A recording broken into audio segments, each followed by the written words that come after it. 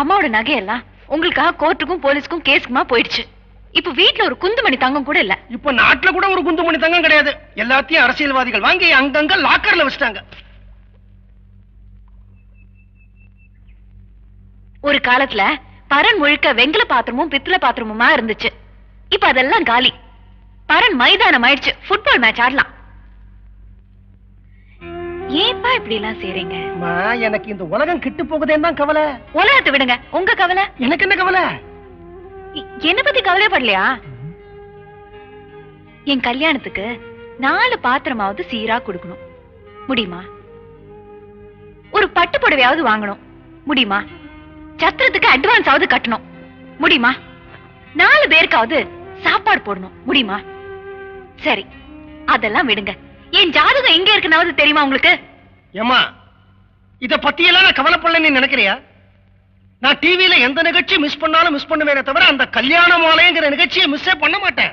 அந்த கல்யாண மாலை நிகழ்ச்சியில ஒரு பையன் ஒரு நாளைக்கு சொல்லட்டும், நான் காசு வாங்காம ஒரு பொண்ணை கல்யாணம் பண்ணிக்க தயாரா இருக்கேன்னு. அடுத்த நாளே அவனுக்கும் உனக்கு நான் கல்யாணம் பண்ணி வைப்பேமா? சொல்ல மாட்டேங்கிறாங்க. நான் டிவி ஸ்டேஷன்லயே சொல்லி வச்சிருக்கேன். அப்படி யாராவது சொன்னா அதை ஒளிபரப்புறதுக்கு முன்னாடி என்கிட்ட சொல்லுங்கடான்னு. இவ்வளவு பண்ணிருக்கேன், என்ன நீ திட்டுற? ஆமா, நீ மட்டும் பொய்யே சொல்றது இல்லையா? நான் கமிஷனர் பொண்ணு, கலெக்டர் பொண்ணு, ஜட்ஜ் பொண்ணு அப்படின்னு எவ்வளவு இடத்துல நீ பொய் சொல்லிருக்க? நான் சொல்லியிருக்கேனா இவ உருப்படா கட்ட மைனர் நாராயணம் பொண்ணுன்னு? நல்லதுக்கு தான் நீ பொய் சொல்ற அப்படின்னு விடுறது இல்லையா? அதே மாதிரிதானமா இதுவும். அப்பா, நான் தனி மனிதனை திருத்த ஆசைப்படுறேன், அது முடியும். நீங்க வந்து தமிழ்நாட்டையே இந்தியாவே உலகத்தையே திருத்தணும்னு நினைக்கிறீங்க, அது முடியவே முடியாது. வேணும்னா யாராவது வாய்க்கிழிய பேசலாம் அரட்டை அரங்கத்துல, அவ்வளவுதான். சரிப்பா, ஊருக்கு நல்லது செய்யணும்னு நினைக்கிறீங்க இல்லையா? நம்ம ஏரியாலே படிக்காத 4 பேரை நான் தேடுறேன். அவங்களுக்கு படிப்பு சொல்லி கொடுங்க. ஆனா ஊருக்கு தூரமா இருக்கிற கோயில் மண்டபத்துல. இது என்னோட ஆர்டர். அப்பா, இங்க வாங்க. ரேஷன் கடைக்கு போனீங்களா? உங்களை தான் கேட்டுட்டு இருக்கேன். போனீங்களா? சாப்பிட்டுக்கிட்டே பேசலாமே. போல. போனேன். சண்டை? சண்டை இல்லம்மா, சாதாரணமா தான் கேட்டேன். என்ன கேட்டீங்க? மனுஷனுக்கு சோறு திங்கறதா முக்கியம். அந்த சோத்துக்கான ரேஷன் ஷாப்பு ஒரு ஏரியாவுக்கு ஒண்ணுதான் வைக்கிறீங்க. ஆனா குடிக்கிறதுக்கு 10 கடைக்கு பர்மிட் தரீங்களேன்னு கேட்டேன். இத சாதாரணமா கேட்டீங்க. இது என் சந்தேகம் இல்லம்மா, பொம்பளைங்க சந்தேகம், அதான் கேட்டேன். சரி, அரிசி என்னாச்சு? அரிசி அடுத்த வாரம் வருமா? சீனி போன வாரமே தீந்து போயிடுச்சான். மண்ணெண்ணெய் துபாயில இருந்து கப்பல் இன்னும் கிளம்பலையாம். பாம் ஆயில் வந்து மகாமகத்துக்கு ஒரு தடவை தான் வருமா, அது குறிஞ்சி பூவான். அப்ப என்னதான் தருவாங்களா? அரசியல்வாதிங்க மேடைக்கு மேடை வாக்குறுதிகளை நிறைய தருவாங்களாம். சரி, அந்த ரேஷன் கார்டு கொடுங்க. அப்பா, ரேஷன் கார்டு. ஒண்ணு இல்லம்மா, நாங்க கேட்கறது எதையுமே தர மாட்டேங்கிறீங்க, எல்லாத்தையும் சைட்ல வித்துறீங்க. இந்த ரேஷன் கார்டை மட்டும் எதுக்கு கொடுத்துருக்கீங்க? இதை நாங்க திங்க முடியுமா? மக்கள் என்ன கழுதிகளான்னு கேட்டு அந்த ரேஷன் கார்டை கிழிச்சு அவன் தலையிலேயே போட்டு வந்துட்டேன். முறைக்காத, இப்பவே போய் ஒட்டி எடுத்துட்டு வந்துடுறேன்.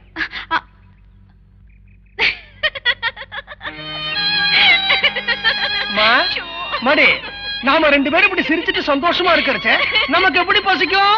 நமக்கு எதுக்கு ரேஷன் கார்டு?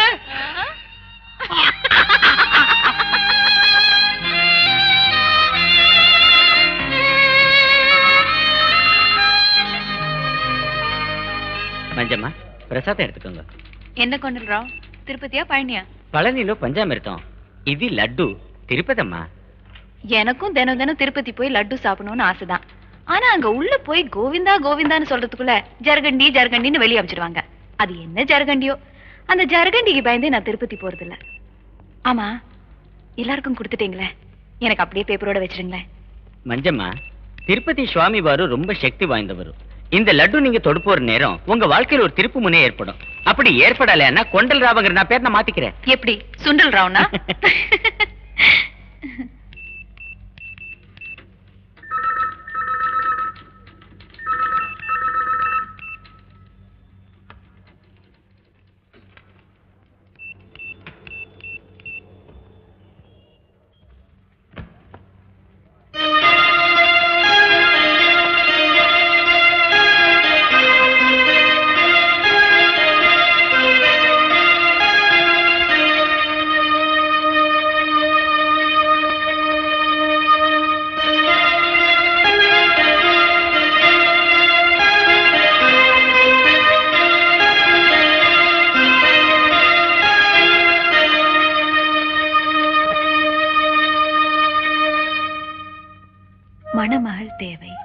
நீங்கள் புதுமை பெண்ணா?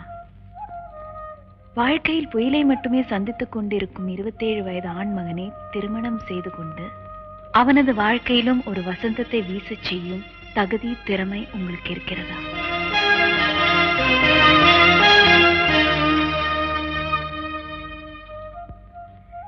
ஜாதி, மதம், இனம், மொழி, படிப்பு என்ற வேண்டாத வேலிகளை போட்டு என்னை நானே ஊனப்படுத்திக் கொள்ள விரும்பவில்லை.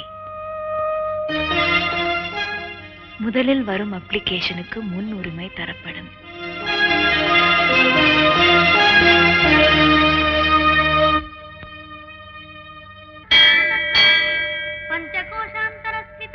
ஏன்பா முதல் நாளே கிளாஸ்க்கு லேட்டு? எங்க தலைவருக்கு பிறந்த நாள், பால் குடம் தூக்கிட்டு வரேன். யார் உங்க தலைவர்?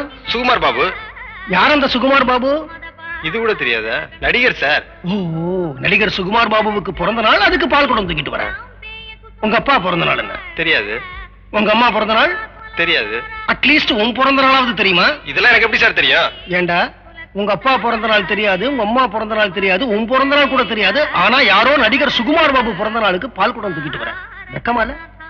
போ உக்காரு. இத பாருங்க, நீங்கெல்லாம் ஸ்டூடெண்ட்ஸ் ஆயிட்டீங்க. இனிமே இந்த பிறந்த நாள், தோரணம் கட்டுறது, கொடி கட்டுறது, மாநாட்டுக்கு லாரியில போறது, இந்த மாதிரி விஷயங்கள்லாம் நீங்க செய்யவே கூடாது. மாநாட்டுக்கு போகும்போது அவன் மரியாதையா லாரியில கூட்டிட்டு போவான், ஆனா அவன் காரியம் முடிஞ்ச உடனே கழட்டி விட்டுருவான். ஆமா சார், போன வாரம் தலைவர் துலுக்கானா கூட இப்படிதான் செஞ்சாரு. மாநாட்டுக்கு கூட்டு போனாரு, 15 ரூபாய் பணமும் சாப்பாடும் போடுறேன்னாரு, பச்சை தண்ணிய கூட கண்ணுல காட்டல. இதை நம்பி கடை வேற வாங்கிட்டேன். தலைவர் துலுக்கானம், தலைவர் துலுக்கானம். அவன் பச்சை தண்ணி கூட கண்ணுல காட்டல, அப்புறம் என்னடா தலைவர் துலுக்கானம்? உங்ககிட்ட ஒரு கெட்ட பழக்கம், யாரை பார்த்தாலும் தலைவான் விடுறீங்க. இப்போ யாரை பார்த்தாலும் அப்பா விடுவீங்களா? யாரை வேணாலும் அம்மா விடுவீங்களா? அப்பா அம்மாங்கிற வார்த்தையை விட புனிதமான வார்த்தை தலைவர்ங்கிற வார்த்தை. அதனால ஒருத்தர் தலைவர்னு கூப்பிடுறதுக்கு முன்னாடி நீங்க 100 தடவை யோசிக்கணும். சரி தலைவா. என்னையும் தலைவனா கேட்டியா? ஐயோ, இந்த பாருங்க, எங்களுக்கெல்லாம் வயசாயிடுச்சு, ஆனா நீங்கெல்லாம் இளைஞர்கள். எதிர்காலம் உங்க கையில தான் இருக்கு. நீங்க என்ன செய்றீங்க? நான் சில கேள்விகளை உங்ககிட்ட கேட்கிறேன். அந்த கேள்விகளை அப்படியே போய் சம்பந்தப்பட்ட அதிகாரிகள் கிட்ட கேட்டு விழிப்புணர்ச்சி ஏற்படுத்துறீங்க. கடவுள் பேரை சொல்லி சம்பாதிக்கிறதே உங்களுக்கு எல்லாம் வேலையா போச்சு. கூழ் ஊத்துற கோயில்ல குடத்தை உண்டியெல்லாம் வைக்கிறீங்க, கும்பாபிஷேகம் பண்ற கோயில்ல அண்டாவை உண்டியெல்லாம் வைக்கிறீங்க, ரசீதை எடுத்துக்கிட்டு ஒரு கொள்ளை கூட்டம், நோட்டீஸ் எடுத்துக்கிட்டு ஒரு திருட்டு கூட்டம். இப்படி எந்த ஆட்சி வந்தாலுமே கோயில் சொத்தை கொள்ளை அடிக்கிறதே உங்களை மாதிரி ஆளுங்களுக்கு பொழப்பா போச்சு. எங்க இளைஞர் பட உங்களை எச்சரிக்குது, ஜாக்கிரதை.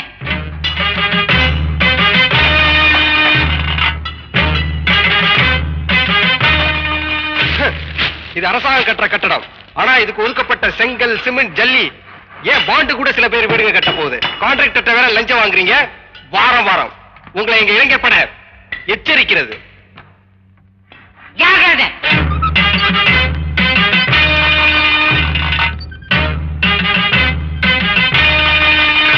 டாக்டர், நீங்க அரசாங்க ஆஸ்பத்திரியில வேலை செய்றீங்க, அதனால ஏழைங்களுக்கு இலவசமா வைத்தியம் பண்ணணும். ஆனா நீங்க உங்க மனைவி பேர்ல நடத்துற ஆஸ்பத்திரிக்கு எல்லாரும் அனுப்புறீங்க. இது மூலமா லட்ச லட்சமா பணம் சம்பாதிக்கிறீங்க. எங்க இளைஞர் படம் உங்களை எச்சரிக்குது, ஜாக்கிரதை. ஜாக்கிரதை.